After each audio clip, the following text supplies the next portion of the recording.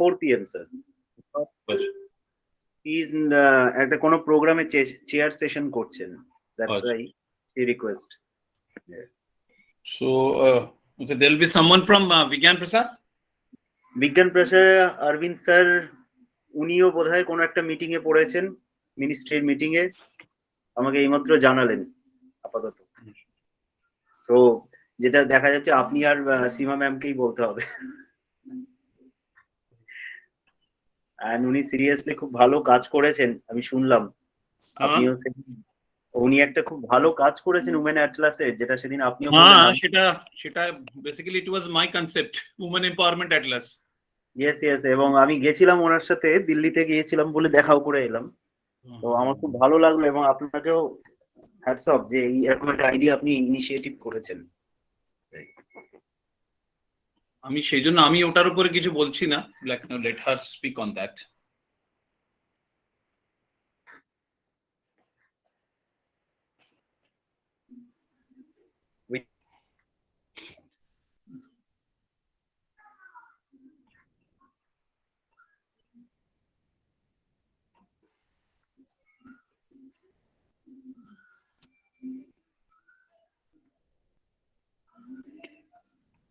Am I audible? Yes, you're audible. Okay. So আমি ওইটাই বলছিলাম, হ্যাটস অফ টু ইউ কি এরকম একটা আইডিয়া আপনি জেনারেট করে যান। That is really wonderful. The Women Atlas can be part. That is women empowerment atlas from a science technology innovation context, basically. Because there was a women empowerment atlas, but like this more from a social perspective. But from science and technology perspective, this was the first time it has been done. Yes. Sir, is there any possibilities to get it in any geoportal? Is there any open actually still the project is not over, because we thought that this is women empowerment, International Women's Day, therefore it was released. But it will be on a ArcInfo platform. Okay. So that's fine. So with your permission, shall we start? Yeah, you can start here. You can start. Okay, Antara, you may start, please. Sure, sir. Good afternoon to each one of you present today. It is a moment of extreme pleasure to welcome all the guests who are present here to attend this webinar. I am Antara Kundu, Project Executive, South Asian Institute for Advanced Research and Development.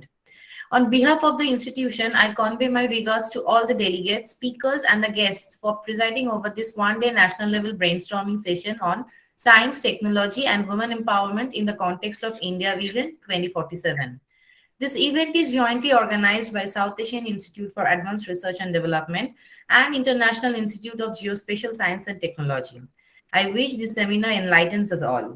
So, further making any delay, may I now request Dr. Bishwit Roy Choudhury, Chairperson SAIARD, to say a few words. Over to you, sir. Thank you, Antara, and especially I share my sincere thanks to the Honorable Director of Department of Science and Technology, Dr. Devapriya Datta, as well as our today's resource person, Professor Seema Parihar ma'am from Delhi Delhi University Kirori Mal College, for joining with us as a resource person. And though unfortunately Professor Sangeeta Srivastav ma'am, the Honorable Vice Chancellor of Allahabad University, she would not be able to join. At the last moment she got the call in urgent meeting due to some interview related matters of her university. But still, we also got the two pillar strength of this the pilot project, for which today's webinar or today's concept we have generated, that is the science, technology, and women empowerment, including the vision of India 2047. As previously I had discussed with Dr. Datta, and the idea which they have generated on behalf of DST, and Dr. Seema Parihar ma'am has finally concluded the major concept into the pilot platform. So really it's commendable, because we know that India is now going to a very large scale platform in case of science technology mission. Though our prime ministers, it's a vision of our prime ministers, but the implementing or authorities, those who are working on that field, we know the DST, how their commendable efforts are help us to reach our country into the mileage, to give our country a mileage in case of science technology mission. Several other projects where, we have associated with the several other departments of government of India, like NATMO, like Survey of India, like GSI, several other organizations we have associated, and we have worked sometimes either in a small scale or large scale format, so we know it very better. And I'm really thankful to Dr. Datta that whenever we have first met, though in a virtual mode, but after that in the science technology conference, that is the INCA conference. So there are lots of ample discussions we have, and also whatever the ideas he generated after joining in DST and after his one by one formulation in DST sectors. So it's really commendable.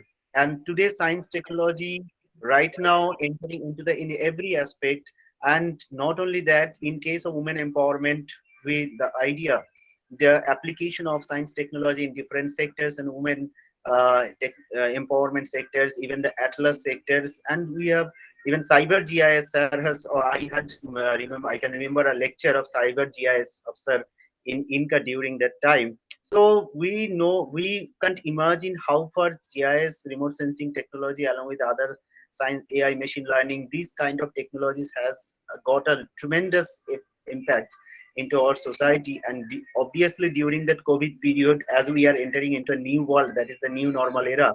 So this is technology will definitely support in for our further development. And not only that, what I presume that through this innovative ideas, definitely India will got some new entrepreneurs, and on the basis of the new entrepreneur sectors, India will get some new momentum for case of further development in science technology mission, along with the other several aspects too. And definitely these technological improvements, these technology innovative ideas not only help the men scientists also, as well as the women scientists, and we expect that according to the vision of our government of India, India will get definitely in future more women entrepreneurs in future also. And in this respect, the efforts of Science Technology Department of Government of India, Ministry of Science and Technology, is commendable, and also the role of them is really hats off to you. So with this, with my deepest regards, I really eager to wait to hear the whatever the new ideas Dr. Datta have with his department, and whatever the innovative thinking they are going to approach for our India Vision 2047. So really, we are eager to hear all of you. So thank you once again, Dr. Datta, for accepting the invitation. As always, you have with us, we know. And thank you, Dr. Parihar, though she will not be able to join at that moment, but she will join within a minute. But still, we have got the opportunity. Thank you. Thank you so much. Over to you, Antara. Thank you, sir. So let's go for the technical session. Today, our first speaker is Dr. Debapriya Datta, Associate Head Scientist G, NGP DST, Government of India. Dr. Datta completed his PhD from the Indian Agricultural Research Institute, New Delhi, and joined the National Agricultural Research Service of the Indian Council of Agricultural Research. He also joined the Natural Resources Data Management System, Division of the Department of Science and Technology, Government of India in 94 as Senior Scientific Officer 1 and was serving in the same department as Scientist F Director till May 2008. Currently, he is serving as Head and Advisor Scientist G in the Science for Equity Empowerment and Development, State Science and Technology Program and Natural Resource Data Management System, Division of the Department of Science and Technology, Government of India. His areas of expertise and research interests are application of geoinformatics for natural resources management, watershed management technologies, geoinformation management and capacity building for local level planning and international S&T corporation in the context of sustainable development goals. He has number of publications in national and international journals and has authored 3 books. I cordially request Dr. Debapriya Datta to share his thoughts with us. Over to you, sir. Thank you, Antura, and thank you, Bishwajit, for the inviting me. And first of all, before starting, that I think this after 3 days of International Women Day, like my greetings to all of you, like whether it's women or not women, because when you're talking about like the main theme of this year's the International Women's Day is the equality the gender equality today for sustainable tomorrow. Like when we are talking of like gender equality, I think that the International Women Day is also like to be greeted to both the genders. So with that, I think I will use my uh,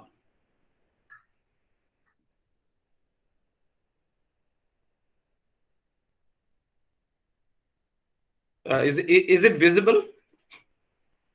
Yes, sir. Yeah. So the topic, like what you were discussing after this 3 days of international, the Women's Day, is the science, technology, and women empowerment. And I think you have kept, like the boundary of 2047, 2047. By the time like India will reach its 100 years of the independence. And as you know, like the honorable prime ministers during during her last uh, the address to the nation told that this 75 years what Azadi Ki Amrit Mahotsav we are sharing, like we are celebrating. So beyond these coming 25 years, the development will be the science and technology will be the main engine of the development of the nation. So in that way, like this is a great recognition of the the scientists and the technologists of the country, but at the same time it's a great responsibility to like how to take it forward. So since we're discussing about the woman empowerment, uh, what like generally the empowerment we means like to enable someone. In this case, woman empowerment means the ability of the woman to take decisions in regards to their life, work, and having an equal rights in all the spheres, like personal, social, economic, political, legal, and so on. Woman, like though we know like in India, like woman has always been worshipped as a mother. Like we talk about Ma Durga, Ma Kali, but as probably like the technological development has like taken place, like somewhere the the equality in terms of the woman and men like took a back seat. Therefore we are now talking about like more of the empowering of our Ma Durgas and Ma Kalis itself. But at the same time, like India will not like always remember in the especially in the science and technology field the women harbingers like Lilaboti, the Kona Gargi, and all of the great scientists like from the ancient like India. But currently, if you see that the women empowerment, probably the results are visible, and the women are there in many fields with the shoulder to shoulder with men, and in many places, like they are outperforming the male colleagues. For women, there is an also a special responsibility at home. Like she's mother, she's sister, she's somebody's daughter. But when it comes like in the professional life, like she's having her professional commitment too.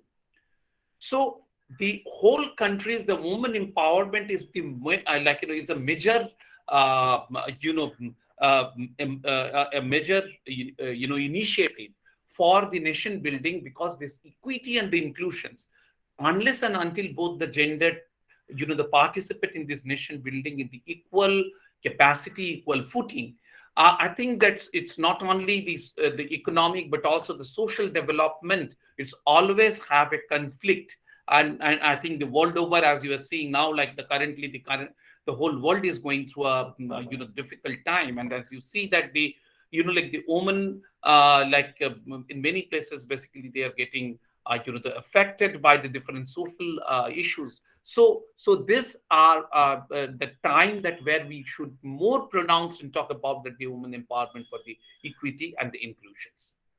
If we look into the Indian constitutions, it has the principle of gender equality is enshrined in its preamble, its fundamental rights, its fundamental duties, and the directive principles. And the constitutions of India not only grants equality to women but also empowers the state to adopt measures of positive, positive discriminations in favor of the woman. So we have Article 14, which talks about equality before law for all especially the women, but for the everyone, like with the different gender, caste, creed, with the different even the disability. And the Article 15 talks about that the prohibition of discriminations on grounds of religion, race, caste, sex, or gender or place of birth. That the state shall not discriminate against any citizens on ground of religion, race, caste, or place of birth. And Article 42 especially incorporates a very important provision for the benefit of women. It directs the the state to make provisions to secure just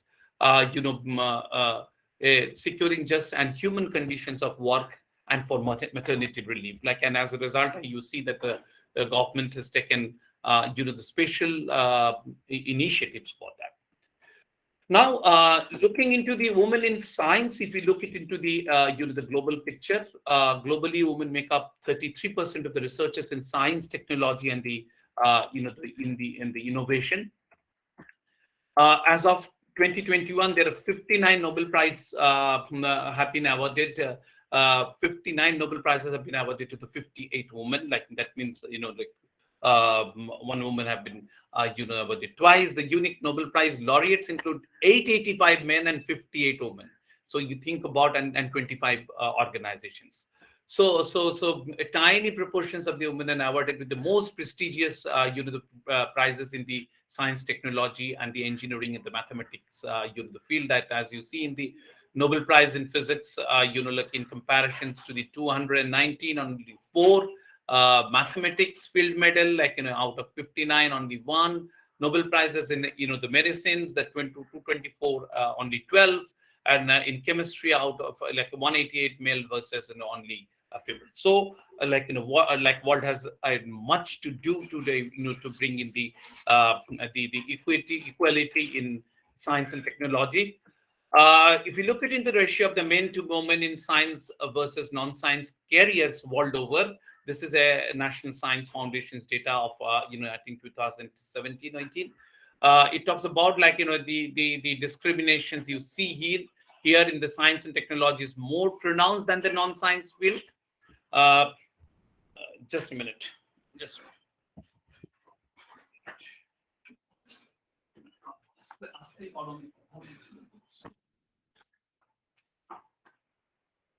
So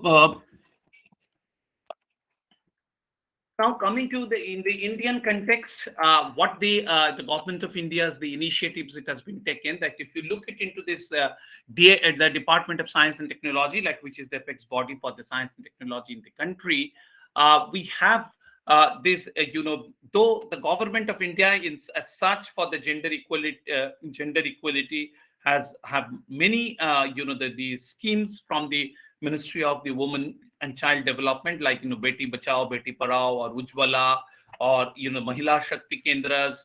But in this context of the science and technology, like you can see that we have the Department of Science and Technology has main 2 initiatives in women in science and technology, and science and technology for women.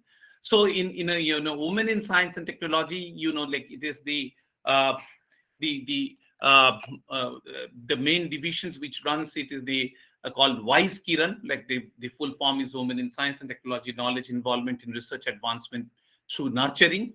It addresses the various issues, basically for the re-entry of the women scientists due to the break in career, relocations, provide opportunity in the research, entrepreneurships, technology development, demonstrations, the self-deployment, employment, and research in like there are a program for the research infrastructure development in the the women in universities, which is called here it's CURI, which is the consolidations of the university research for the innovations. There is a program called Vigyan Jyoti, which is for the to encourage the young girls to be to come to in science and technology. And there is a new policy level initiatives has been there for the like called Gati, gender advancement for the transforming the the institutions. So the Vigyan Jati is for encouraging the the girls for the in the STEM field, and gender this Gati program is a measures the initiatives of the DST to sensitize and transform institutions for gender centered approach. Actually, in the current the science, technology, and the innovation policy of the 2020, we're talking about in gender and the gender equality and the inclusions across the different, all the components of the science and technology, so that this is not only look as in separately, the initiatives, but across the all the initiatives in terms of the research and development, as well as the the innovation, technology development, and all the programs of the departments, and in the other ministries too. So, so this is all. This is about the Women Scientist Schemes, which was launched in 2002, and there are three types of the scholarship schemes, which is called OAS A, the Women Scientist Scheme A, which supports the women re-entry and the research in the basic and applied sciences. Was B for the science and technology intervention for the societal benefit, and the was C, which is for the self-employment and mainly in the the IP or the the intellectual property, on the capacity building. So, WAS A, it provides opportunity for women scientists to pursue research in basic applied, special provisions for women who have the the break in the career. WAS B, like again, it is like, as I've already told, that it's mostly for the various societal issues, and this is in the training women forces in the IP sectors. We have the other program, like which for the seed divisions we run, is the science and technology for the women, which empower women with the inputs of the science and technology, promote the gender equity, the development adaptations of the technology for the women's life and livelihood development, transfer applications of the proven technology, and establishment of the the women technology park. On the right hand side, you see that over this program has been started in 1982. So from like almost after this 40 years, like like you see that what are the outputs and the of that. So here the empowerment takes place mostly towards the women who are unskilled, who are underprivileged, mostly in the the rural and the peri-urban areas, but through their training, skill enhancing for the income level, they're improving the income level generation improvement, and the self-help group formations, marketing their produce, branding, enterprise, the forming, like so, empowering them mainly through their, the focus was mostly towards the social entrepreneurships development, but now we have, like taking it across the other aspects of the livelihood also. So here the partners are the knowledge institutions, the non-governmental organizations, the community-based organizations like. Excuse me, sir. Sir, Hello. sorry to interrupt, sir. Yeah. No, sir, are your slides are moving, sir? Because Yeah. I here all the slides are moving. okay, sir. So it's not in the slideshow mode, Yeah, but it was in the slideshow. But now, can you see it? Can you see it now? yes, sir. It's now in a broad way, sir. We can see it better right now. Yeah. So So it is like what I was talking about, that the like this the science technology for the women. Like, can you see the science technology for yes, the sir. women one? Yes, sir. Now it's clear, sir. Now the Yeah. screen is clear. Okay. So Thank so you. so the now the empowerment, like I was telling, that how empowerment of the mostly the unskilled women, it takes place, and generally we do in a partnerships between the science-based agencies, knowledge institution, non-governmental organizations, and the community organizations like the self-help groups, farmers, producers organizations. And we have this the research program called S&T for women, like which works on the women-centric issues, like where to improve the livelihood status by improving the supplementary income, ownership of assets, availability of the resources, health issues, anemia, osteoporosis, which are the the more like woman specific issues, the safety issues women. In other way, like all the challenges of women across the life cycle of a woman, like from the malnutrition and infanticides at the infant stage to the osteoporosis and the hormonal imbalance, like which is at an menopausal stage, and at the old age. So these are the like the science and technological interventions we support in order to bring that. So the main important, like from the point of the empowerment is this unique science technology or the Women Technology Park, which is called WTPs, which work as a more of a research resource centers where all the necessary support is made available to the women from a single platform, mainly for their capacity building. Earlier, it was a more towards the only technocentric, like bringing the technology bouquet and basically training them. Then the understanding came that uh, we have around 46 this type of a women technology park across the nations. As you see in West Bengal, we have one. It was in like a rather yes, that's one. Like the location it is showing wrongly because it is in Sundarban. It was rather, now that in the project mode it's over, but it is now still the running.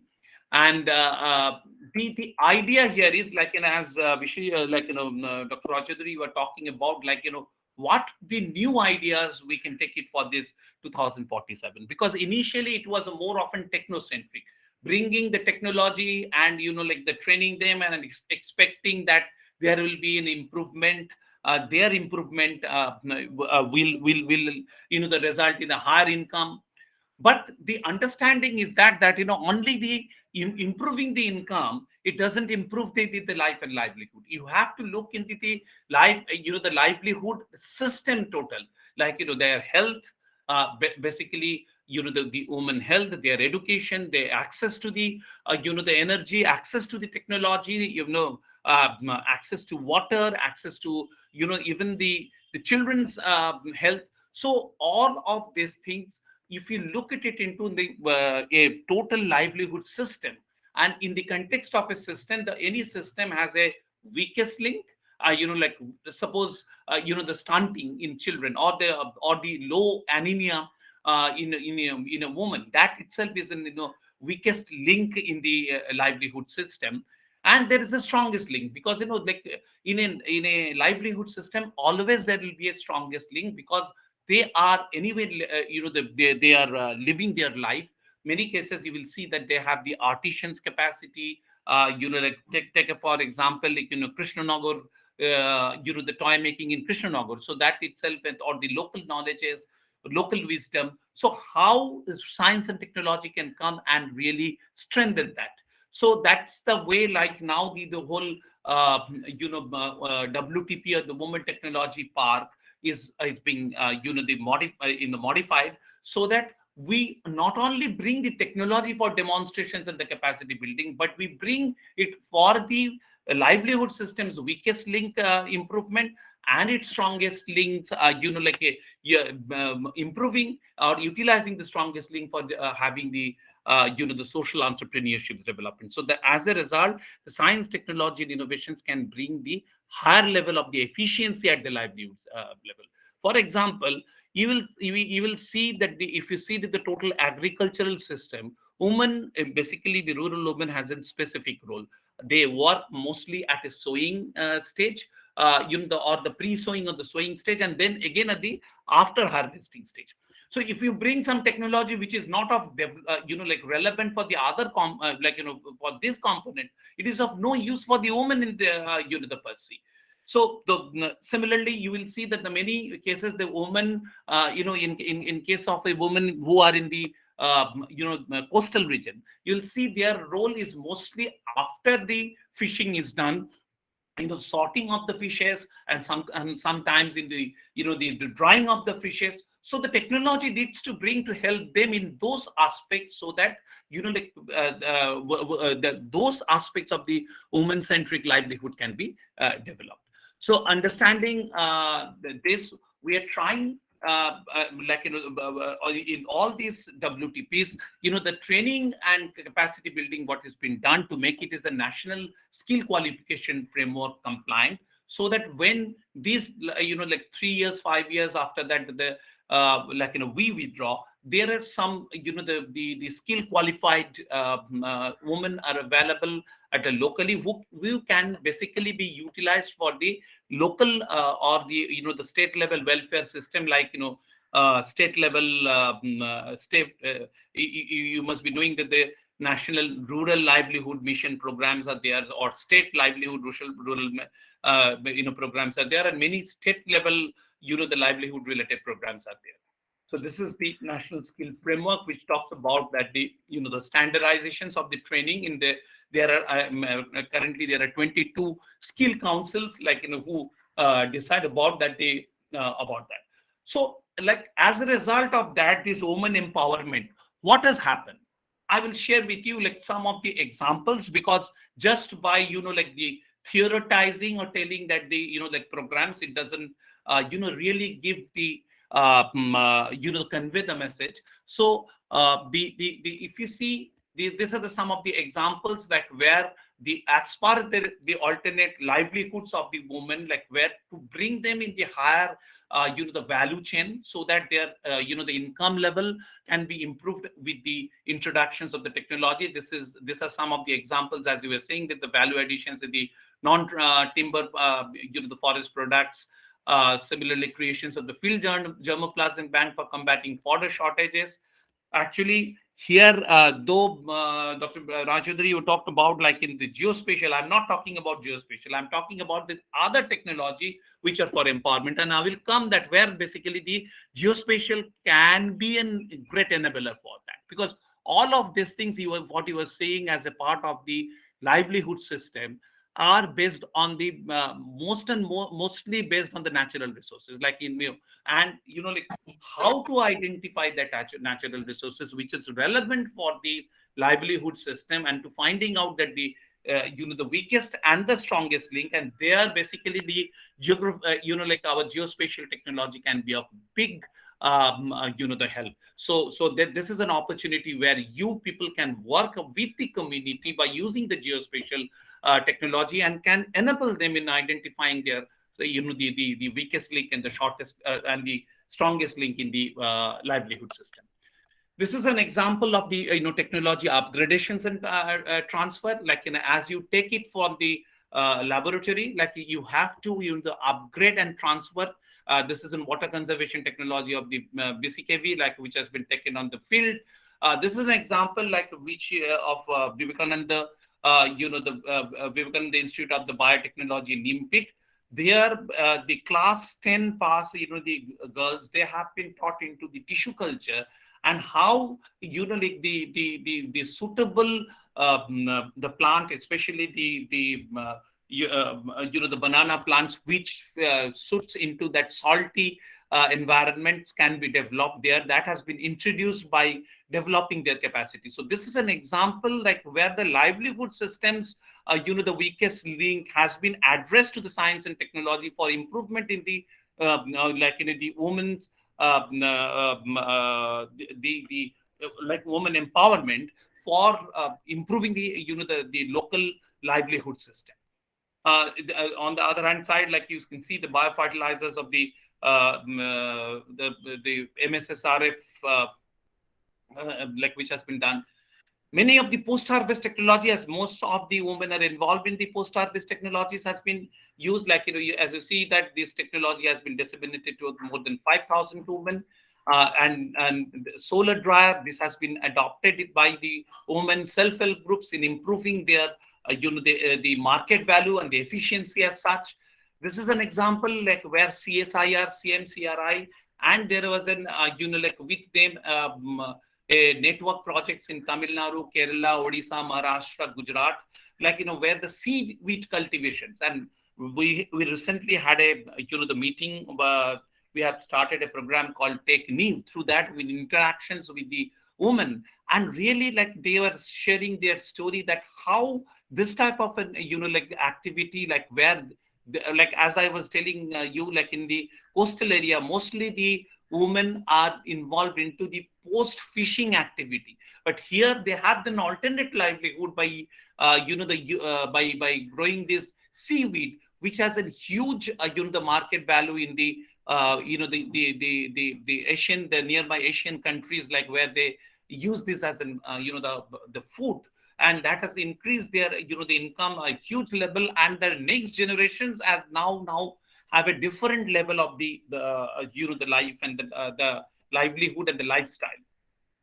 So this is some of the, like our centrally oriented, central government oriented, the initiatives. But at the same time, there are many initiatives also for the women centric or also at a state level. As you see here, in Kerala, there are the database of the women scientists have been developed because as I showed you that the men to women ratio in the science and technology, there are not much of the data available in the India. So Kerala has taken that initiatives. There's a Pratibha scholarships for the girls. As we have the WASI and WASI fellowships at the central, like Kerala has a back to lab initiatives. In Gujarat, there is a Vidya Lakshmi bond, like this is for the the girls, like the girls education, Shala Pravichat and the Kanya Kelavani Rathi Yatra, like this is for creating in the awareness among the girls for the science and technology and the science technology in the STEM fields. Fund allocation for the women-centric program. In Uttarakhand, there is a award for the eminent women scientists, dedicated fund for the R&D projects by women. In Haryana, there is Vigyan Ratna Award. In Yuva Vigyan Ratna Award. A part of that is dedicated to the to women scientists. Now, if you look at into that, it's the technology, the interventions or the science technology empowerment. The empowerment doesn't empower only the the life and livelihood, as I have discussed. It also have the other component of the sustainable development also strengthening. That in this case, as you see here in Himachal Pradesh and also in Uttarakhand, the fuel pellets from the lantana pine needles have been developed because this causes a huge the forest fire in those areas. So there was a this type of technology has been developed so that the women can also be involved into this the gathering and converting that into the fuel pellets, which can basically go as a like input into the local energy, local industry which needs those energy. So as a result, that the environment as well as the women's, the socio-economic conditions, both, the improves. For the sustainable livelihood, like this is an rural innovations and application center generating that. This is in the Punjab. It has been developed for the adaptive capacity through the science and technology based, the interventions, as you were saying here, that the technology, the interventions where women are mostly involved. Similarly, enhancing the adaptive capacity through the for sustainable livelihood. Some of the examples are in the Bolemaran Technology Resource Center, Knowledge and Innovation Park in Meghalaya. This is a very interesting story, like where in Meghalaya, this was like the WTP or the Women Technology Park was established. This was mostly like the insurgency infected area where like women were mostly were affected because majority of the the male, they were like either they were involved in the insurgents activity or they were out of the villages. So when this technology interventions was done, that many of the women like get involved into that, like which has improved not only their technological capacity, not only their economic the capacity, but their social status, and more like their the self reliance and their like their own what you say is an atma vishwas, like that itself is a very important component of the science and technology based the women empowerment. Similarly, cluster development, community facility centers to enable product manufacturing in Madhya Pradesh, value additions of the traditional foods in the Arunachal Pradesh. This is like a woman-led activity that this is Miss Pragati Gokhale. She has developed a the rural market connecting app called Mera Mobile, Mera Marketing, and which is available now into all the languages. Basically, this connects that the very rural level, like the self-help groups into the larger markets. So this is another, like the enabling or the empowering, woman empowering, the role where the SNT plays, like through the information technology. As you know, like, many of our country has these unique, the handicrafts, which is having the geographical indicators. So in West Bengal also, like, we have Katha, and like, these are the different, like Nokshi Katha, and also the different times. So here also the technology has played a very big role. Like, one example, if we have an WTP in Banaras, as you know, in Banaras they have a like they have a zari work. Generally they do it like the woman, like they do it by their hand, and it takes at least to make a sari, it takes around, like, 4 to 6 months. But then the digital, the innovation corporations, like, which is from the Ministry of IT, they collaborated with one of the the non-governmental organizations, who trained and brought the, the girls from those families, and get taught them into the CAD, the best design. As a result, that the traditional, that the zari, that the work, that the designs, they can do much faster. And after developing this, the basic, the design, the traditional, and as a result, the traditional designs also get, the preserved in this way.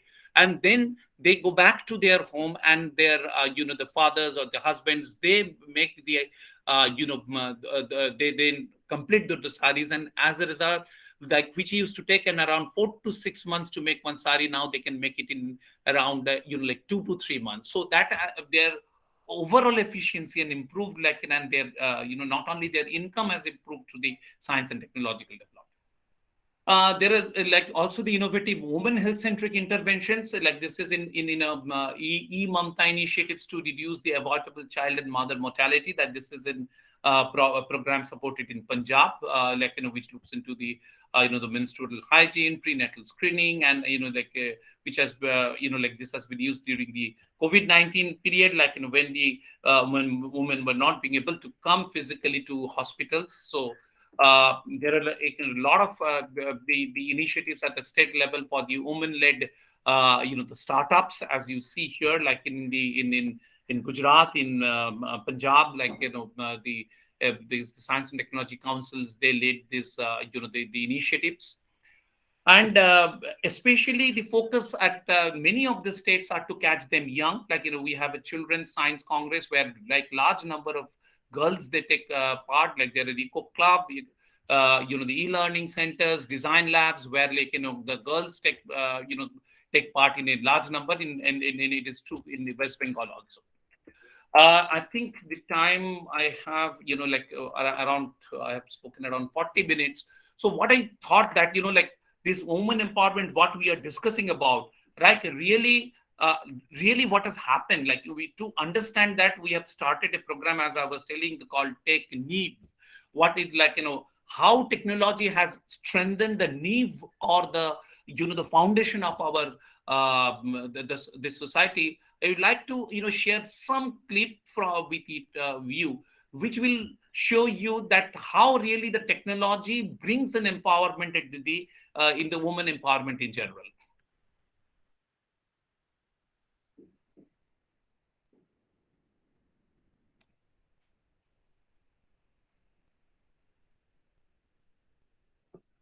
स्वयंसेवी संस्थाओं ने हमारे गांव में आके जागरूकता बैठ के की, लोगों से मिलजुल किया, सामूहिक बैठ के रखी। उनमें इन लोगों ने महिलाओं के संबंधित वातावरण किया, ट्रेनिंग करवाई, महिला संगठन के जो संगठन बनाए। तो हम लोगों की आज समझ बनी है, आज हम एक दरी पे बैठ के बातचीत भी कर सकते हैं। जो हमारी समस्या है उनका हम सामना करके जो सरकारी सुविधा है वो भी ला सकते हैं। पंचायती राज में देखा जाए तो महिला जन प्रतिनिधि होते के नाते भी वो पंचायत की चार दीवारी के बाहर बैठ के सिग्नेचर करती थी। आज वो खुद पंचायत में अपना संचालन करती है। अब देखा जाए तो पहले से लेके आज में हमारे में 50% सुधार हुआ है। So, like, could you hear this? Like, what I played? Hello. Yes, Yes, sir. sir. Could you Yeah. say hear So, that, so, sir? so this is like, this is, I just tell the story behind it. We have a the program in Barmer in Rajasthan. So there, because like it is a desert area, water is an issue. So there is a non-governmental organizations called BAF. Through them, we introduce a worry system, like basically in order to utilize the water in three different layer agriculture was introduced, and there mostly the women are involved into the agriculture and the water management system. And you see that what I'm showing here is the outcome of the science and technological interventions in terms of the women empowerment. Here, this, in Rajasthan, generally the people used to be, the women were never allowed to come out and talk in at the same level at the men, like they were mainly under the gungat. So now they are coming out, and this is the the change process which has brought it into the social the area. Similarly, the woman empowerment, that another good nice story, like this is, I'm just sharing here Launched on 15 from products. Now they are Nagaland. launching more products recently. So now 20 products. She has started selling everywhere, and she has brought to around 3 to 4 more villages. So others. Actually, on the left hand side, you are seeing that the young lady, like she is the SP of that that district. Like this is a like this district which is in the bordering of Nagaland and Manipur, and I think very near to Burma. And there are a lot of like the insurgency issues are there now. How she is countering that through the science and technology innovations and their the women empowerment. Self-help groups whosoever approaches her, she all वो नहीं counsel कर देते हैं ये phone पे कि ऐसा भी बना सकते हैं, ऐसा भी बना सकते हैं. She is teaching everyone, so she's not staying with her, मतलब knowledge अपने पास नहीं रखते. She gives everyone. Her husband is the president of that FPO, that farmers producer organization. So the whole family has got it. So this is like some of the examples I thought of sharing with you, like that, because the when we say that the science and technology for the empowerment, we must also know that how really that it is affecting the social system. Let us be very clear that the science and technology's role is to to bring the efficiency into our welfare system. We are not in the welfare system. There is a lot of confusions because people like give us a project which is basically a welfare centric, but our role is not in welfare centric the project development, but to support that the how the welfare system can be improved. Now, since you are discussing about that, the what are the SNT science and technology role should for the women empowerment in the coming 2047. So I just want to share with you some idea with which we are working now, like beyond going only the training and giving and the capacity building, or like the women empowerment through the entrepreneurships development. This is something like which has been become more important in the post-COVID situations, as Dr. Roy Chaudhary was talking about. Like this is the reality where the whole world is going through. If we look at into this, the post-COVID, the impact, the SDGs which are got most affected are the SDG 1 in the no poverty. There are 35 to 60 million people have been pushed into the extreme poverty, and they're talking about this is I think the current the war situations in the world, which has affected the SDG 2, the zero hunger, the economic slowdown, supply chain disruptions, and accelerated the hunger and food insecurity. This is only because of the due to the COVID's impact. The SDG 4, quality education, as all of you know, like that education has been affected more because 90% of these the world students have been affected due to the school closure. SDG 5, in terms of the gender equality, women are 70% of the healthcare, informal and unpaid workers, and they are at the risk. And definitely the decent work and the economic growth has been affected. If we specifically look into that, how it has affected the SDG 5, we see that, before COVID, despite the improvement, obviously gender equality was not what is not, reached. But now, due to these COVID situations, like violence against women and girls has increased. Like the women representations, it has got affected. The women are the frontliners in the fighting the corona, and women with the additional household burdens enduring also the pandemic situations. And they are at a higher risk in terms of this proportionate increase of unpaid work for the women, affecting women self-employed workers more than the men, because of the their mobility got affected, that affecting women's mental and the health more than the men's. And it was assessed, this is by the UN Women, that if lockdown continues, the 79% women will face difficulty for the basic daily expenses, and 85% women will have difficulty in paying for the rent and the utilities. And this is a global average, which they show. So, this is mainly the impact, in case of the women, that the COVID-19, many of the gender-related SDGs it affects, mainly, as you say, that the 70% of the healthcare workforce are from the women, underrepresented in the leaderships that has affected. Gender equality has increased. The women's job, business income, have wider living standards got affected. So what we thought that if we think in a long term, what is more important, not only in short term, the capacity building, it's in terms of empowerment, whether it's a woman empowerment or the empowerment of the society per se. So we should have a strategy for having the resilience. And the resilience means the resilience to unknown shocks, access to the basic needs, effective access, so that from the basic capability to enhanced capability of the community, as in an integrated way we can. Generally, the resilience, the people who are from the geography background, geospatial background, you must be doing we talk about in the context of disaster management or the climate change.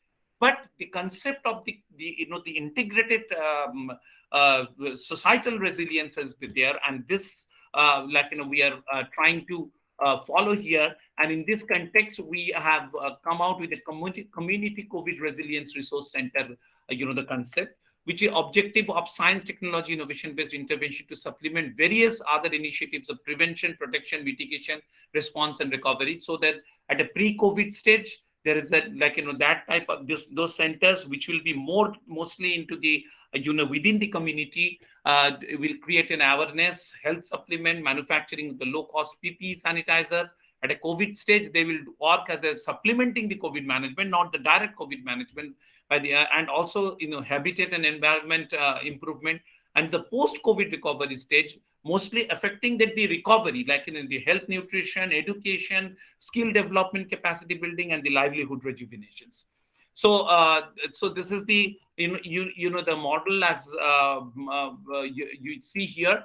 So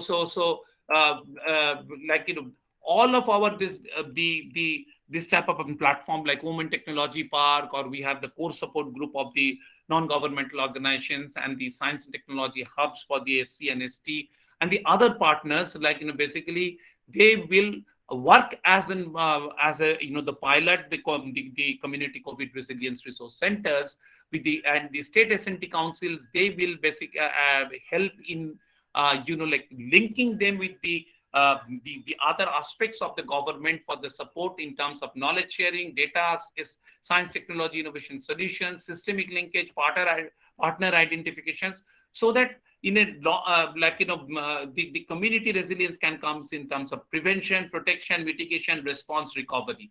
And after the COVID, the idea is that they will continue as a community resilience resource center, or CRRCs, so that the access to the basic needs can be improved, disaster risk reduction resilience improved, social enterprise establishment takes place, information sharing, learning takes place, resource effective human resources gets developed, livelihood diversification takes place, health with social economic well-being takes place, STI capacity building takes place, and technology absorption capacity of the community as well. Because ultimately that's the goal, in terms of the science and technology, that the communities and the technology absorption capacity should improve.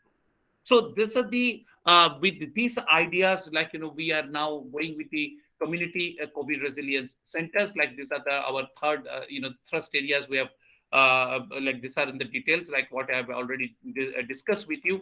These are some of the technologies which has been developed. Like we are trying to bring that this is a solar like the edu projector, like where there are no connections, like how the the children or even the adult literature can be used. Like this has been developed by Barefoot College in the Rajasthan, like which can be taken in the other part of the country.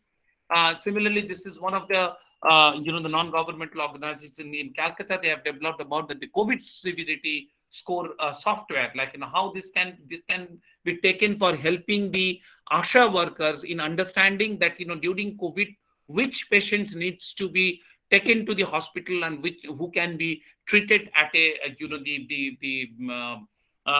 at a home situations. So overall, like this is the way, like what we are trying work like to the science and technology interventions for the women empowerment. So it is mainly to the capacity building, the training for improving the livelihood conditions by bringing like improving the weakest link and utilizing the strongest link for improving that the local entrepreneurships. And ultimately this way that we can create the science and technological interventions for creating an the community and resilience where women can play a very important role. So thank you very much. I think almost 1 hour I have spoken. So any questions, I will be open. Thank you. If any of the participants have any question, you can ask those. You can write in the chat box as well. And even if you would like to share some thoughts, you can share that also. Yes. Anybody? First of all, I'd like to share my very heartiest congratulations to sir, and thanks to him also for this wonderful presentation. I was completely locked down due to this wonderful presentation and the all-round 360-degree aspects what he has just said. So, sir, I just have a one query. Suppose whatever the initiatives Department of Science Technology they have promoted, they have trying to support. So, in this regard, what should be the role or how the institutions like us, the academic and research bodies, can support our students, can support our faculty members, and to promote them in this to grab this opportunity? Because through our institution, several students are joined, and most of them they are the women. Along with that, our workers, in case of the faculty or the project direct coordinators, most of them they are the women sectors also.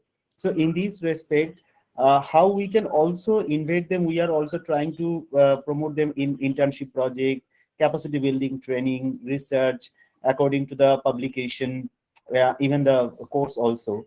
So in what are the other formalities we can do or other initiatives we can take through our institutions as So that we can promote I not think only our students?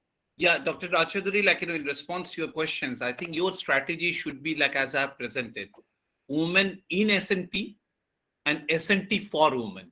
And when both the like the places, you can take a important role, because as you were saying that you have many the women faculties or the students they come. So as I have told that you were aware about like the WASA, WASB, like WASC, this type of an the fellowships which are available.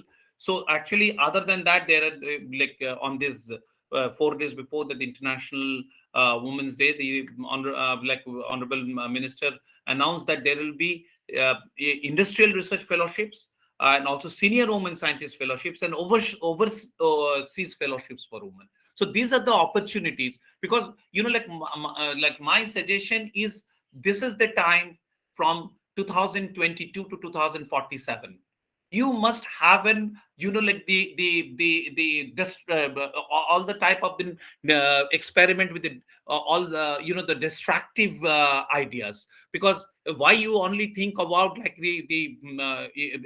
when you mainly take that the young the workers, also you can harness that the old the women who are there, they, who have worked in this field, like their their experience and the wisdom into your into your organizations.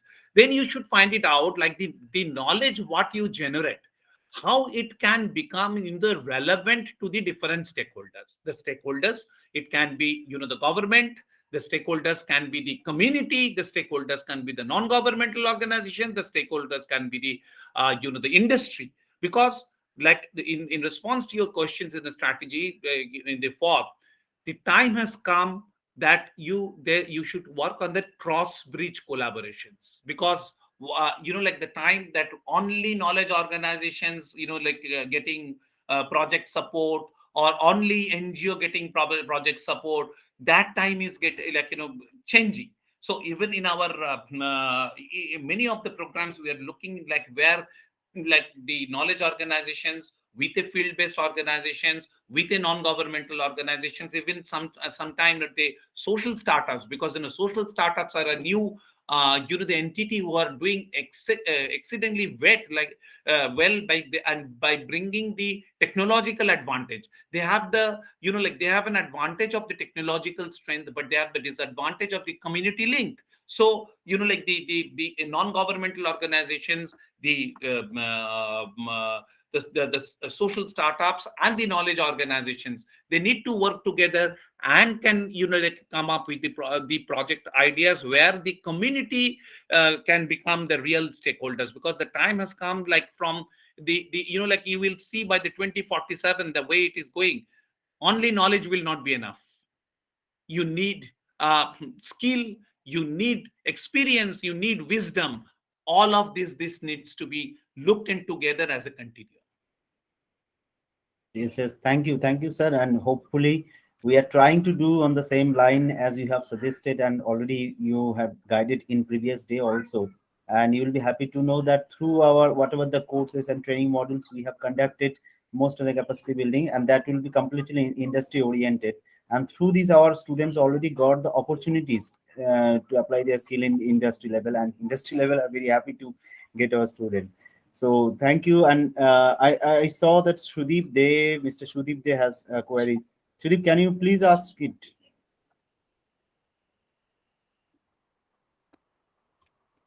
Shudip, am I audible?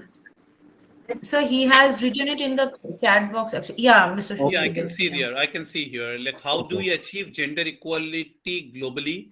So, can we promote this from the school levels? And sir, what are the upcoming prospects and opportunities of gender geography study in future? Okay.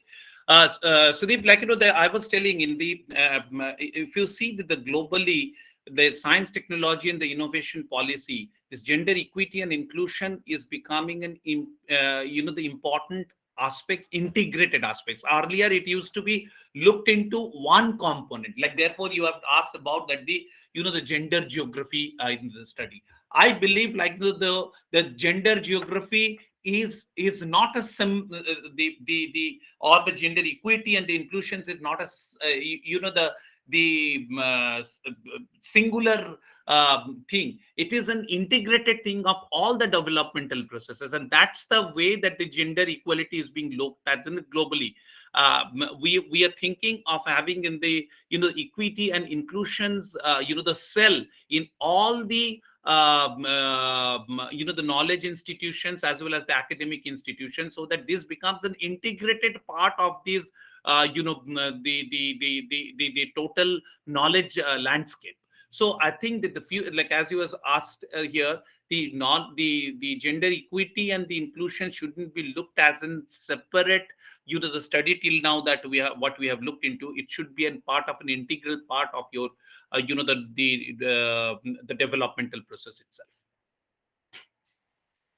Thank you. I saw Dr. Ajay Tiwari, sir, has raised his hand. So, sir, please ask your queries to Dr. Datta. Please unmute yourself, Ajay, sir. Ajay, sir, am I audible?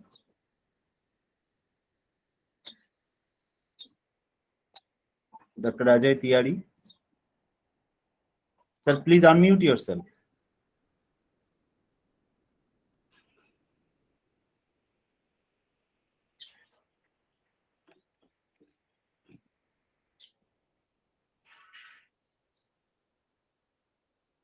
Okay, I think some technical glitches. So, is there anybody? If you have any query, you may ask, please.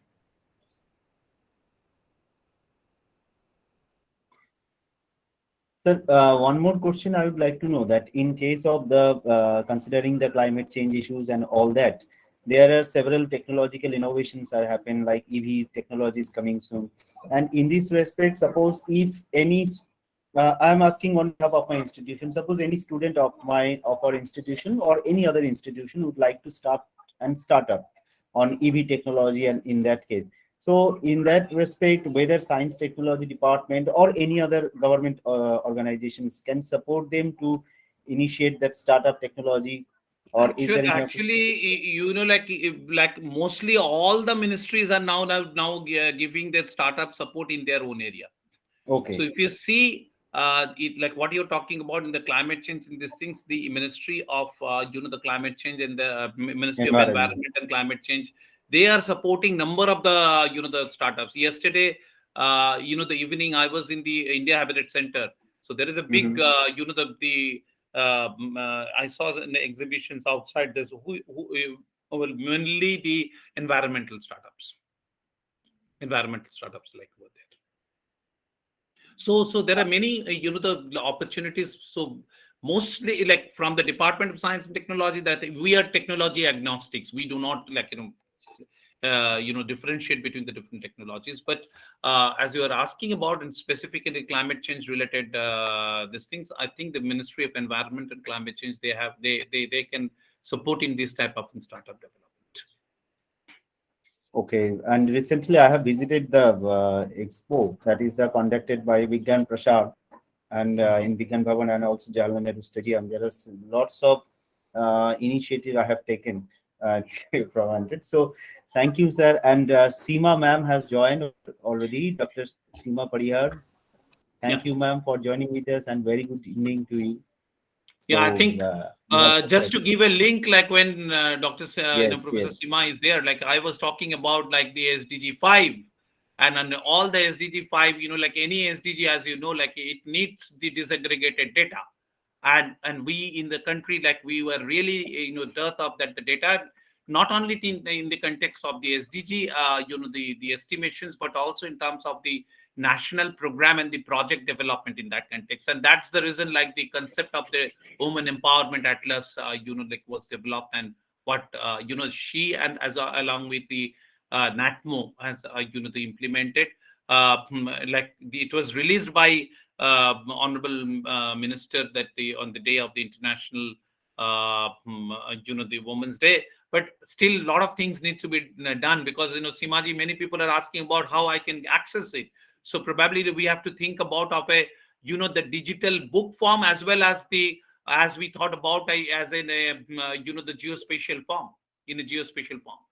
Just before I leave, like Vishwajit, I just want to inform you that like and to all of your colleagues also, that and this is in the context of the geospatial, that like India, we have as you know, that we are a member founder member of the UN group on the geoinformation management, and the UNGGIM organized the first UN World Geospatial Information Congress in China in 2018, and then the next one, the second one in 2022. That this has been in like the India has been given the responsibility, and that will be on in October 10 to 14th in Hyderabad, and where we need like a lot of the partners, because we will have mainly the three sessions. One is the core sessions, which will be led by the UN.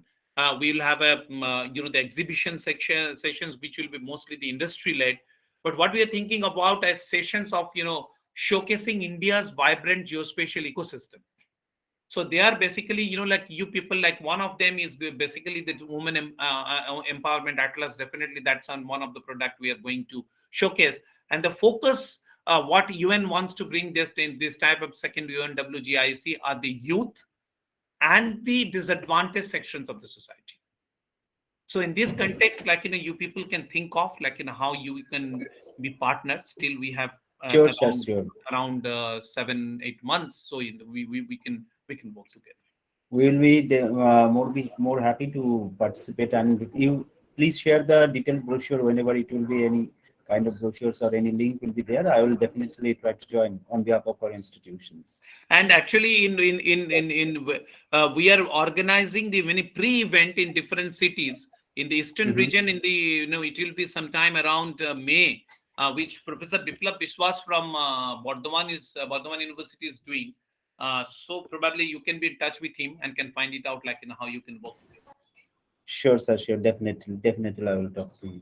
Thank you, sir. Okay, thank you very much. So just wait for a moment. Okay. So thank you so much, sir. Thank you for your time. It was an amazing, informative session. Thank you. So before going for the next session, I just like to inform everybody that I have shared the attendance link in the chat box. Kindly for the certificates. Antara, can I, before So Dr. Datta our leaves, next can I speaker. just say? Hello. Antara, Hello. before Dr. Datta leaves, Antara. can I say one Yes, sentence? sure, ma'am. Sure, ma'am.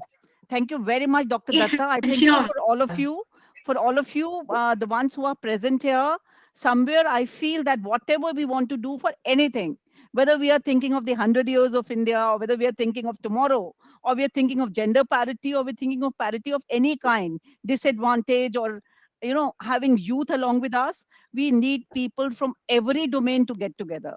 There have to be collaboration, is just the word.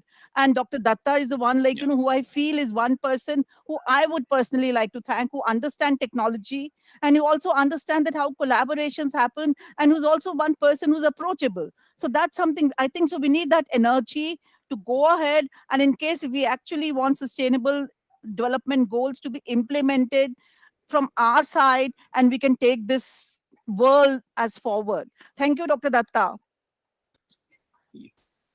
Yeah, you're Personally, welcome, from ma'am. my side, in Like this as forum you also. said, it should not be thanks, should not be from one direction. It's a time should be from all the Yes. directions. Everybody, Because I always believe, and I always tell that for achieving any SDG, I think the most important is SDG 17, the collaboration and cooperation. Okay. Thank you, sir. I would love to be happy to share the certificate for this wonderful session to Dr. Datta. So just for a moment, there. And I know that I have a very small meeting with the Sima ma'am in her department after your suggestion, because I don't know the project she has done, we have conducted. So it's really a commendable job she has done, and I love her workstations in a small format. Okay, so maybe there is some. Just wait. Okay, Simaji, it's over to you. I will take leave now. Okay, Yeah, thank you. We'll Thank meet you. sometime. Yeah. Yeah, Yes, sure, yes. sure. So I think we have to take what to do next. We need. Yeah. Thank I'll you very be in much. touch. Thank you all. Yeah. Bye. Thank you, sir. Thank you. Thank you. Yeah, Uttara, please continue. Okay, sure, sir. So now our speaker is Professor Seema M. Parihar, Professor Kiruri Mal College, Delhi University. Dr. Parihar is a professor in Department of Geography at Kiruri Mal College, University of Delhi, India. She has more than 35 years of experience in academics in the specific area of GIS, remote sensing, natural resource management, gender and field-based research. Her PhD is on natural resource management in Bhagirathi Basin from Department of Geography, Delhi School of Economics, University of Delhi. She was recently awarded IIRS ISRO Annual Award 2018 during IIRS Academia Meet 2019 at Indian Institute of Remote Sensing, Indian Space Research Organization. She has also coordinated a 40-module e-learning course and recorded 20 lessons for postgraduate Pathshala for the Ministry of Human Resource Development, Government of India.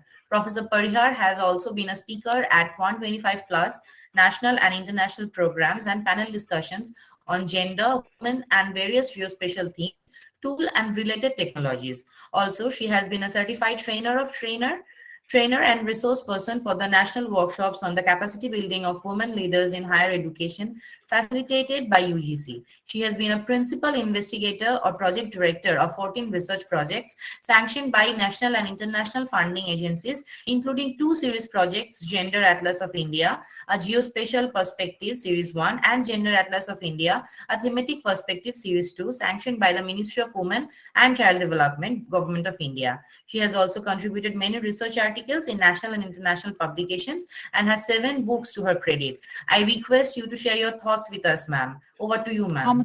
much time are you giving me? 5 minutes, 10 minutes? Uh, No, 1 ma'am, hour. you can have it. oh, Fair. great. I'll just quickly, because, thank you very much. Thank you very much. I'm honored that you've invited me, though I came late because I forgot that there were 3 programs clashing today. And I'm here, and what we were referring to was that tomorrow, today, and I think so COVID has told us this is the era of geospatial technology.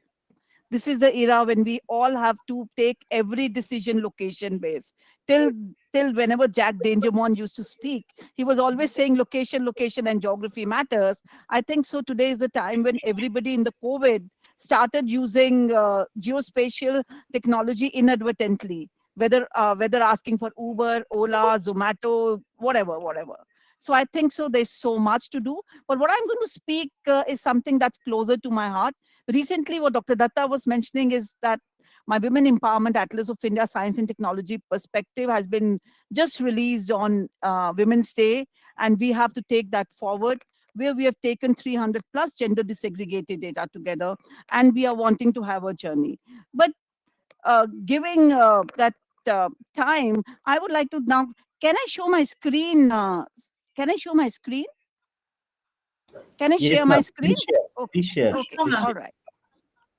So I will quickly though run through. I will not take you to every slide, but few things whenever I get the audience, I love to take that as a forum where we all should definitely remember that in case if we want to have this, if we want to make this place a better place, then we all should definitely uh, keep in mind that gender parity is the actually empowering mantra for taking society forward. Yes, youth and displaced, but I'm going to spend another 5-10 minutes on gender parity in India. And these are the 2 atlases. My new atlas is not here, but yes, it's there, which is somewhere. Here, my new atlas is there. This was launched. This is the painting, the cover of this thing, and the minister has launched this atlas on 8th March. This is another forum which I was talking just before that, and this is what it is. And of course, I wish to acknowledge, as he said, SDG 17, I wish to acknowledge that, ultimately, what we need to do is we need to collaborate. And I felt very happy when you also came to meet me, so that we thought that we can take the journey forward. Ultimately, we all want to see India at the top.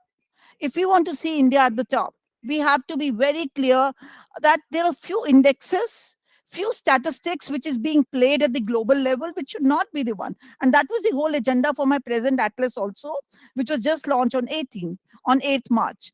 But my key assumption to anything that I talk, whenever I talk, is gender parity in India is an empowering mantra for taking society forward. But the question is that, is it there?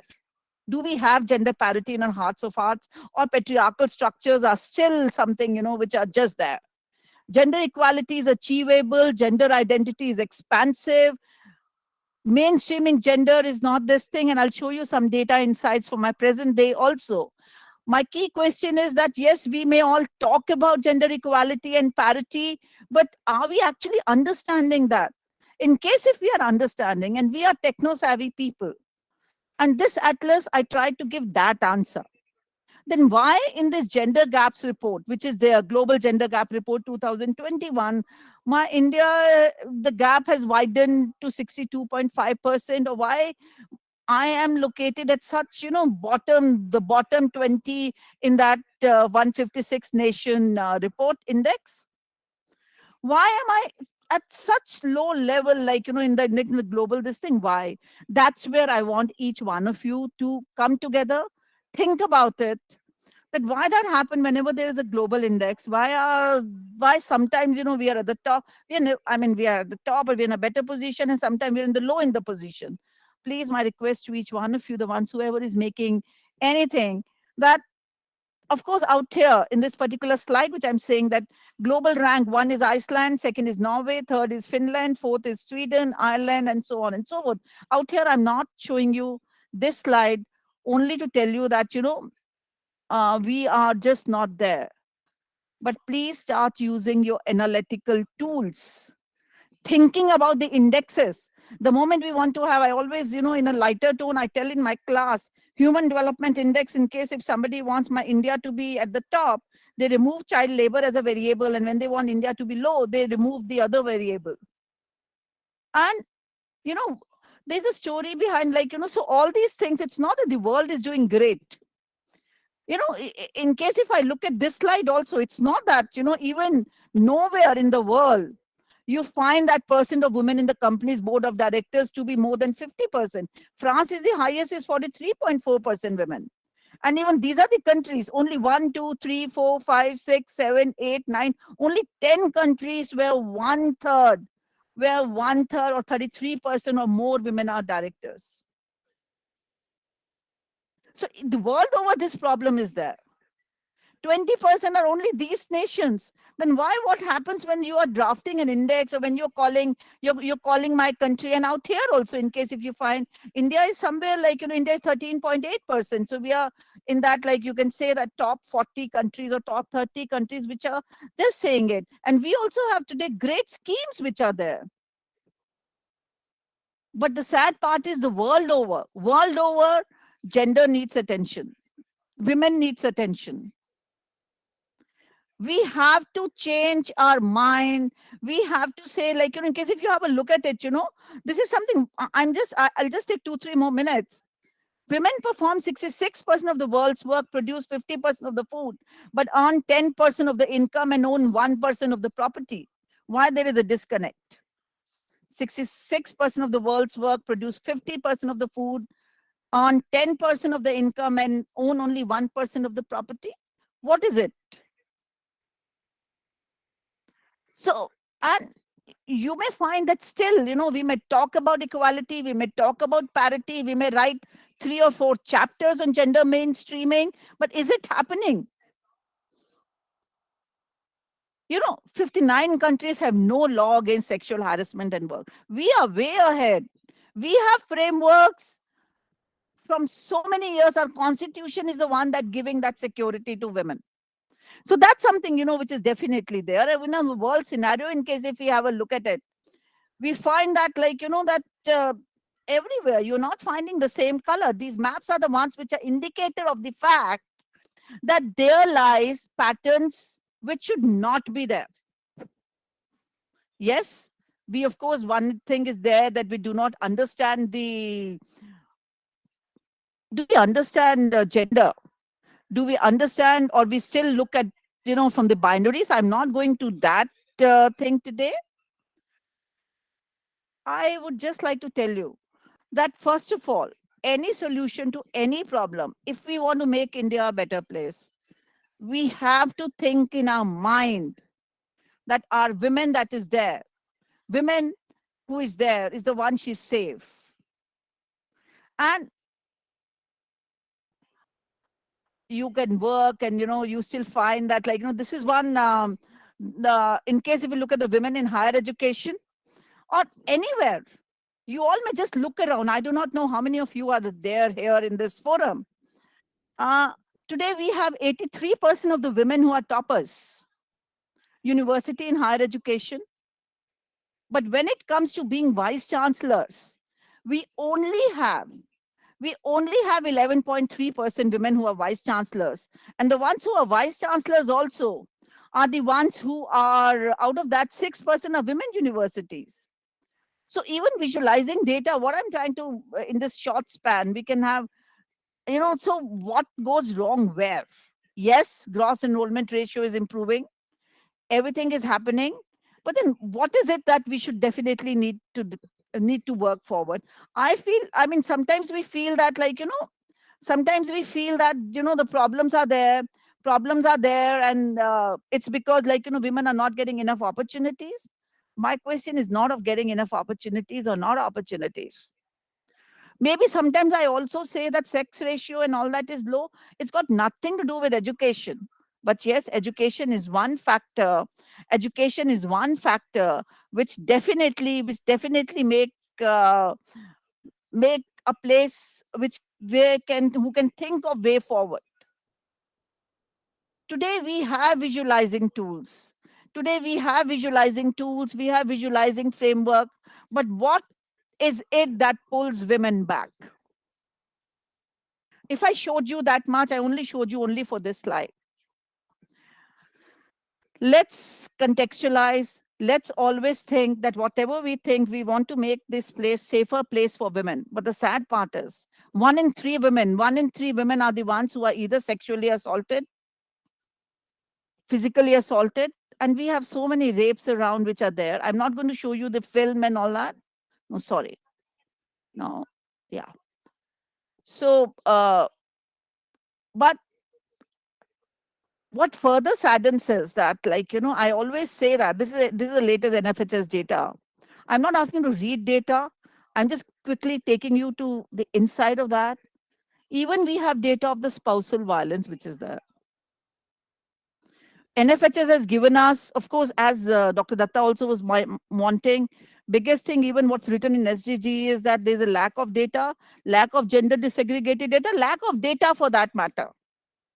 When we were making this in this particular atlas, we made 300 plus. In my previous 2 atlases, I've had 188 plus gender disaggregated data. But my question is, why data is not there? And if data is there, why the labels are misplaced?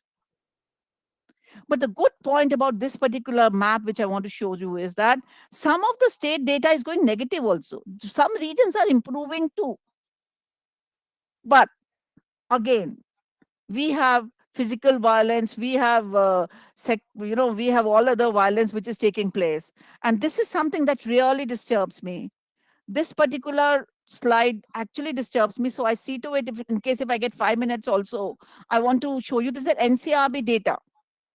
Whether I change figure from 216 to 19 to 20 to 21, but that's what it is.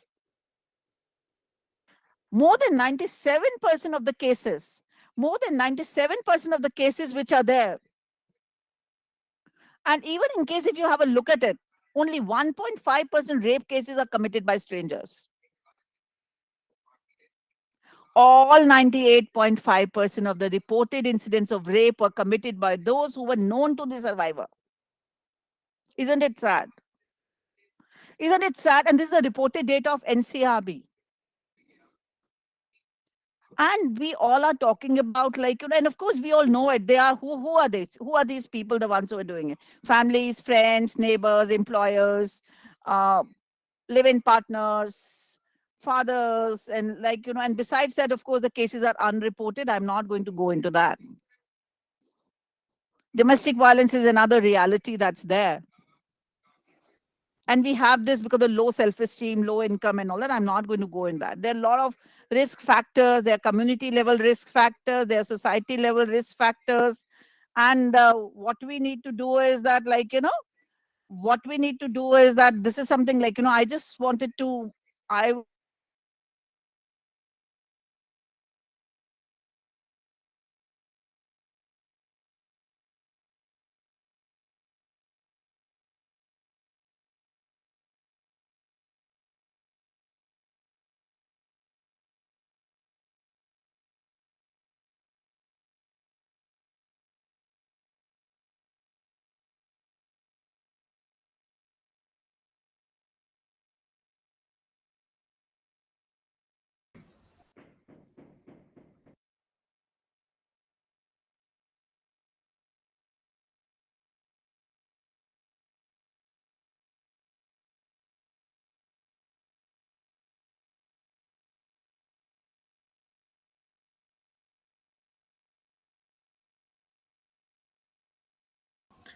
Ma'am, you kindly unmute yourself. Yes, you all must be thinking that why was I showing you that? I was only showing you to just make a point that what is the need for a country like ours, that we need to think about women.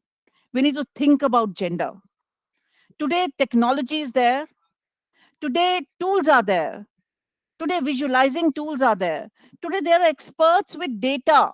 Today, there are experts who can work with data analytics. Today, there are people who are ready to work. But still, my one question number one, why different ministries are collecting data with different labels? Same data, some are calling it male, female, some are calling it man, women, some are calling it girls, boys, and we are talking about interoperability. We are talking about, finding digital solutions to social problems and social issues. So, what we need to do today is that we need to work out that what are the variables and what are the indicators that we know problems are too many.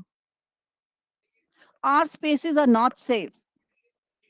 Our mindset is also something like, which we may all definitely be thinking that, we all need to work, whether this is an issue, whether we want to solve this issue or not. It's not only that it's just simply SDG 5, or today we have 17 SDGs. Pick up climate. Just few minutes back, I was on one discussion, chairing a session on climate and migration, because my ultimately core area is natural resource management. Women entered into my life quite recently, 10 years back, when or even before, when I got married. And then, in the process of everything that was going on, I realized that gender is an issue that needs attention. And how we all can contribute towards it? We all can definitely contribute towards it, because tomorrow is ours. And I'm convinced about it that tomorrow is ours. Not only because we have young population, but we also have elder population who will be there. And luckily in our country, what we all have done, that we've got, our education at the right place in the right way. But again, are we passionate about solving issues? Are we passionate about thinking about issues which need our attention? এটা সম্ভব হলো তাকেও কিন্তু And বলতে that is হয়েছে something like, that is something which I want to tell you all. And besides that, ইচ্ছে করে CBI সঙ্গে সেটিং করে চলছে Tarun sir, please unmute yourself. Yes, thank you.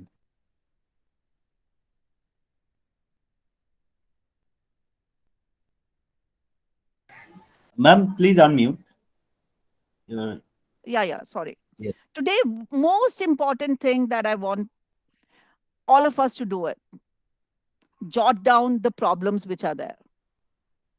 My first problem when I was designing my recent product, I'll call it a product, which I never used to call my Atlas a product, but again, with the parlance that's there, it's one of the first deliverable that we've given. We have taken, we have evolved 9 indexes. We have worked with data. We are challenging the index that exists right now in the world, because we are ranked so low in that. Because our India is so diverse, our India is so rich, that we need to look at it from a new lens. We always have to change our lens in case if we want solution. And I am trying to tell you that in case if you really think that you want to do something, you all would get opportunities, but do it in a right way.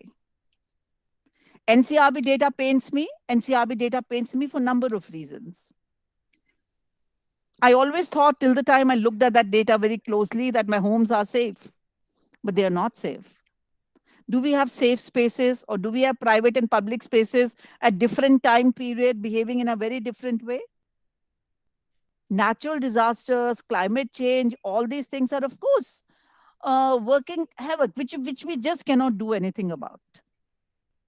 I mean, now when we say we cannot do anything about it, because that scale which is there, yes, we can make contributions, but again, what we have done before, or our elders, the ones who have forgotten what Mahatma Gandhi said, that we have enough for man's need, but not for enough for man's greed. What has happened is that we have just forgotten that. Because of that greed, we have played havoc with our terra firma. And not only that, And when I say, I also connote always my women also with that. Women also who is there, because in India, I say that in my India, women are respected. Women are respected in a very different way. But then we forget, then why is this data? Why is this disconnect there? We have goddesses. If I ask you to name women goddesses, you'll say 1, 2, 3, 4, 5, 6, 7, 8, 9, 10, and so on and so forth. Then why do we have even data of gang rapes? Why do I have data which is so sad data? What goes wrong where? Please ask deeper research questions. And today, I'm telling you, gender mainstreaming, gender budgeting are two issues which we all need to work towards. But the violence is one thing which is just stops us. I'm also an expert where I train doctors and medical practitioners on violence and injuries. I always say that, like, this pen that is there in that, this pen, this pen is the one that can construct too many good things. This pen can write, this pen can this pen can be used in a very positive way. You all can use this pen in transforming, in writing great things in blogs, in writing, making atlases, in visualizing data, and writing great things in newspapers, articles, research articles, getting great H-index papers, and so on and so forth. But acronym for PENS, which is a real acronym, which is a sad acronym. P is physical violence and psychological violence happening around us. Emotional violence, economic violence being real. And in COVID times, if I go and start rattling the data, it's pandemic within pandemic for women and for everybody. N is neglect. Neglect is a very smart kind of violence. And you can relate it not only to women, but everybody around. You neglect the problem and you say adjust, and you just neglect. Neglect is the very smart way of harming others. And S is, of course, sexual violence. Sexual violence, spousal violence is real. 1 in 3 women, I mean, imagine, in case you have the 1 in 3 is going through that. This is one problem, but there are many other issues which are there. We have taken demographic index, we've taken livelihood index. I'm not going into that and that today, but the whole idea that and different states, but there's a silver lining also. What is the silver lining? Silver lining is that some states are doing good in some things and some states are doing good in something else. So be very clear in your mind and be focused like Arjun. Arjun, the one who's there, the one focused like a bird, that what we want to do. And if you are focused like that, then I think so a day is not far when my sex ratio for any region would be less than 1,000. But the sad part is, if I look at data, I get sad data from Gurgaon, which is an urban place relatively closer to the urban setup. But in rural village, I may find a great sex ratio. And what goes wrong? In my mind, I thought that education is the one thing that's going to transform people. Or is it something else? Our Prime Minister always talks about indigenous knowledge. And when he talks about indigenous knowledge, then that means that, like, do we have that? Do we have something special in that? Can we match this geospatial technology with my issues which are around social spaces, or can I not?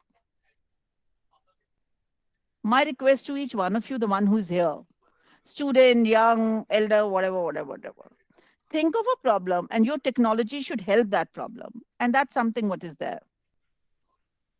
Love yourself, respect yourself, think that you are the one, you are the best, and you can solve that problem, and you can definitely take the world forward. And that is something which is definitely there. But yes, we need more data. We need more data. We need people to be honest. We need people to be emotionally attached to the problems. COVID has really transformed many of us. COVID has transformed many of us for good also. When I say for good, because we have realized that how close to death we all are. What this nature is trying to tell us all these years. How close we are to that. So we need to use whatever we know to make a place around as a happy place. And so whether we want to transform this young people or young population or that thing, I'll say that, we can make use of data, but try to be honest with data too. On the other day, we were talking with the Mantriji and we were just talking about this thing. There is a difference. I've done projects with different agencies, and all of us, the ones who are geospatial savvy people, we all know it, that how easy to make that choropleth grading that we make, what is very high and what is high and what is low, is all in our hands. We've got books which are talking about statistics lies. So get in depth of that. Don't treat technology without heart. Today, there are big projects that are happening place, and we talked about on the other day with the ministry also. Big data is getting captured, but big data without emotions, without Indian emotions, is meaningless.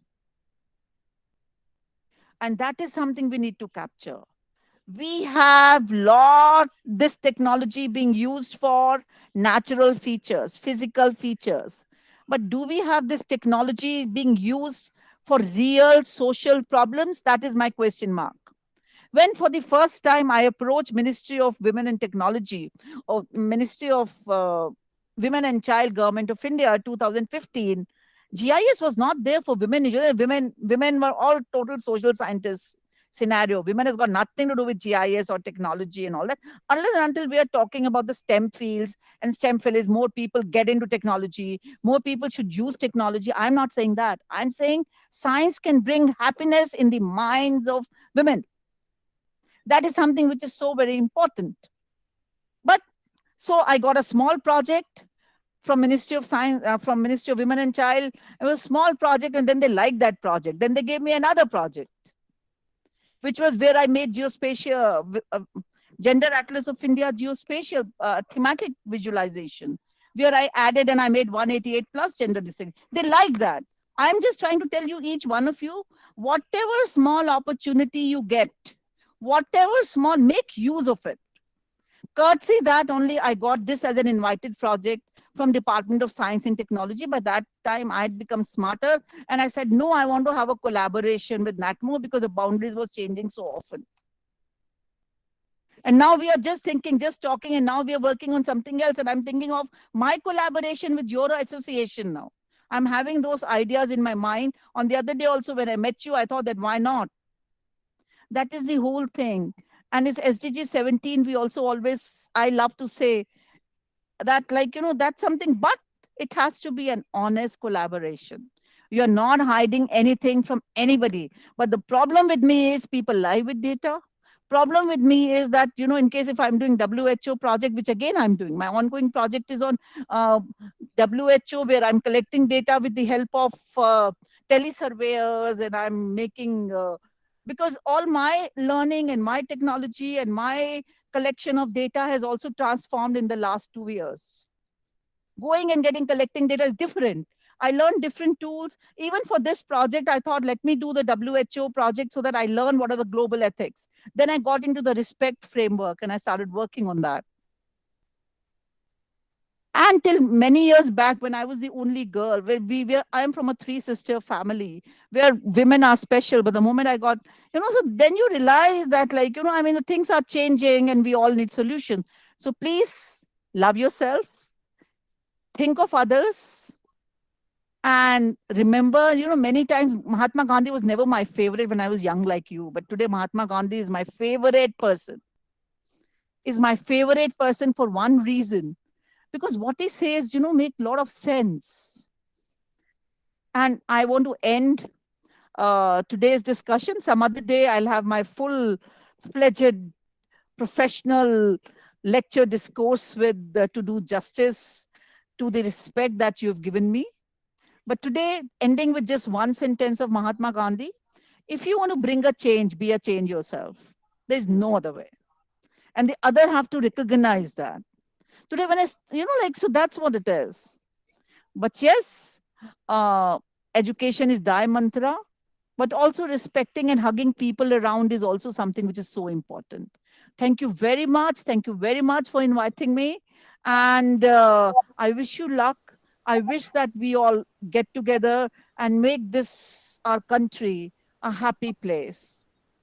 And happy place for us now is corona-free place, climate, all thing proper. Happy place is something which gives us internal peace and wellness. I always say SSW, safety, support, and wellness for everyone. It can be in any form, it can be in different variables, but keeping location in mind, keeping scale in mind, keeping temperaments in mind. So be a change, make a difference, work hard.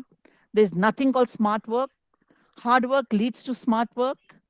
And just work and work till the time you have your all sensory organs with you. Thank you very much. Thank you, sir. Thank you. Thank you so much, ma'am. It was wonderful.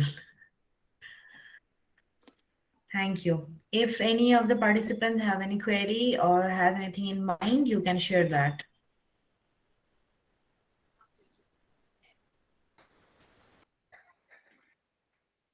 Thank you, Professor Parihar, for this wonderful lecture. And really, you have not only described about your thinking, vision, and also about the theme of this today's webinar, but also share some points which we have to remember because after all, we are a human being rather than we're the scientists.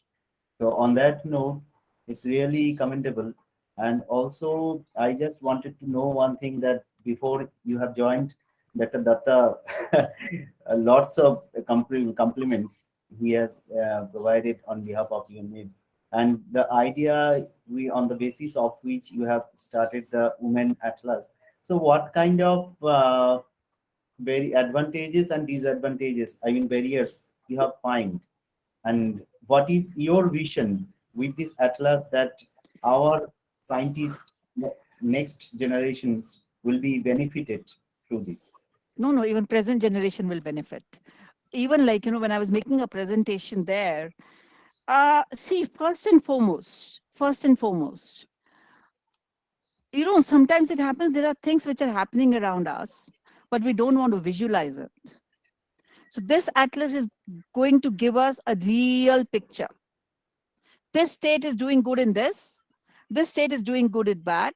Many times it happens, when we see that, there are nine indexes which I've calculated, and they are on government initiatives. Government initiatives may be there for everybody. Government when launches, central government. Modi ji जब कोई initiative देते हैं, इस समय Modi ji centre में है तो centre की बात कर रहे हैं, तो मोदी जी की बात कर रहे हैं. कोई इनिशिएटिव करते हैं, या ममता बनर्जी कलकत्ता में एज अ चीफ मिनिस्टर कोई इनिशिएटिव करती है. But then why the key question is that why that doesn't reach everybody in the same way? Or why it reaches at some places and it doesn't reach at another place? That is my question. That is something which we can visualize through this atlas.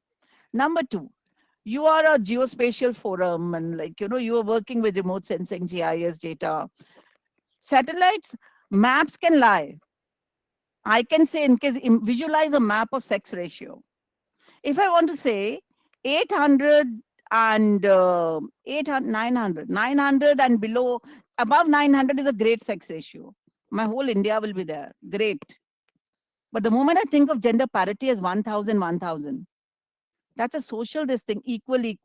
So that's something that's, so how we play with that data is something so this is going to be giving you an insight to everything, whether government initiatives are reaching, You have a lot of medical transforming schemes. Are they actually reaching different states in the same way? Are they touching women closely or not? We have Ujjwala scheme and all that. And not only that, we're also going to talk about education parity, gender parity in health, gender parity in the context of number of other things also, livelihood programs, livelihood opportunities. How many women are there in top positions? This data, which is there of the this present COVID times, in case if you have a look at it, 73% of the women who are there in this COVID pandemic who helped, but only 7% women were in decision making spots and 3% women were at that spot. What goes wrong where? That is the key question that emerges. We are saying that in the days to come, we are looking for 50-50 parity. Why I showed you that slide there, it's not the world is also not. We are not called the rape capital of the world.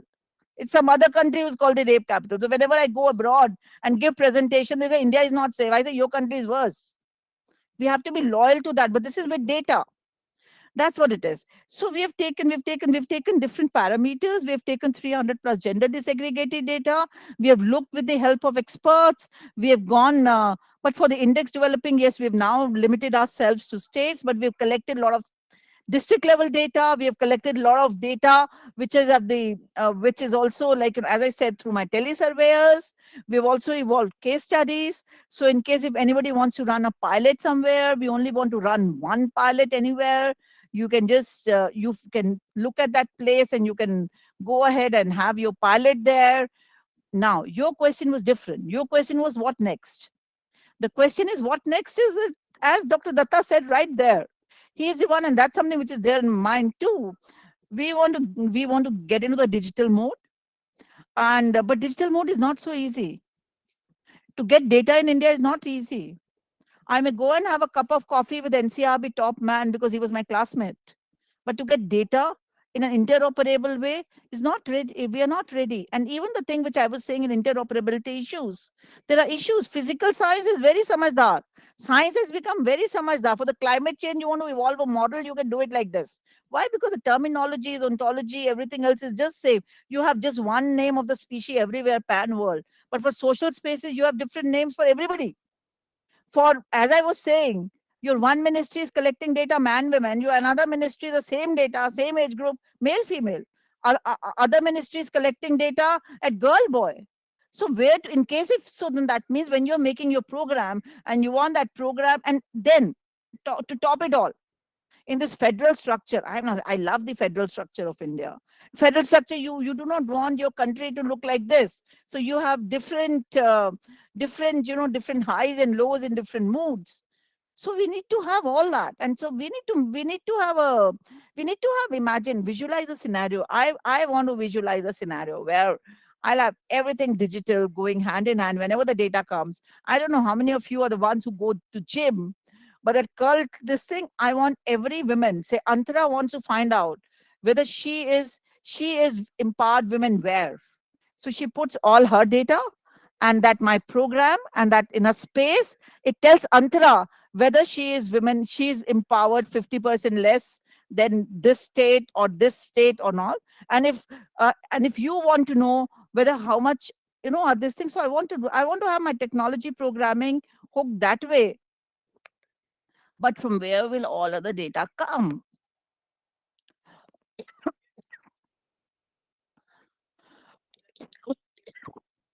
So that's the future. Future is being honest to ourselves.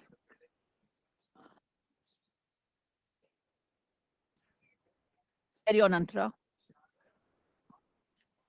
Thank you so much. Yeah. Yes, Antara, please Thank you. continue. So we have actually nearly come to the end of the session today. But before ending that, I'd like to request Mrs. Moon Shen, faculty IIGST, to present the vote of thanks to the esteemed delegates. Over to you, Thank you, Moon, Antara. ma'am. Am I audible? Hello. Yes, Okay. ma'am. Thank you so much, Antara.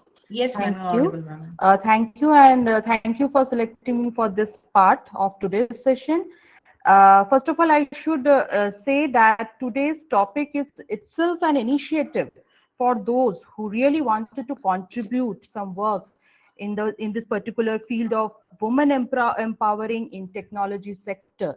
And today we able to grab some points, some good points actually, and some ideas how to start work through the from the grassroots level and up to the point where geospatial technology meets.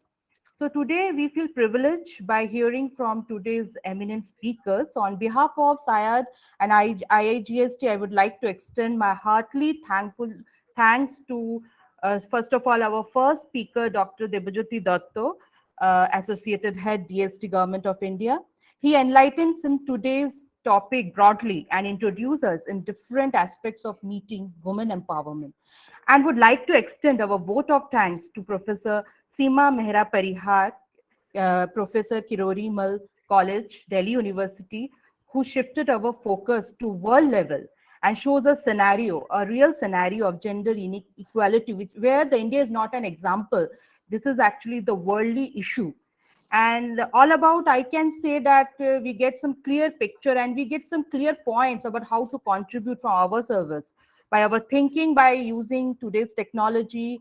And so we reached at the end of this today's session, and uh, I took the opportunity to extend my big thanks to all the listeners over here for their active presence, patience, and encouragement. I would like to thank Antara for such a nice coordination. And lastly, and most importantly, to our chairman, Sir Vishwajit Roy Chaudhary, for giving us opportunity to be a part of this particular wonderful session. Thank you so much everywhere over here for this wonderful session, for joining us for this session. Over to you, Antar. Thank you so much, ma'am. So with that, yeah, with that, we have come to the end of this national level brainstorming session on science, technology, and women empowerment in the context of India Vision 2047. On behalf of my institution, compelled to all the esteemed delegates and speakers and each and every one of you who have joined us. Hope you liked today's session. So once again, thank you for joining us today. Stay safe. Good night. See you all very soon. Thank you. Thank you, ma'am. Thank you, ma'am. Thank you. Thank you. ये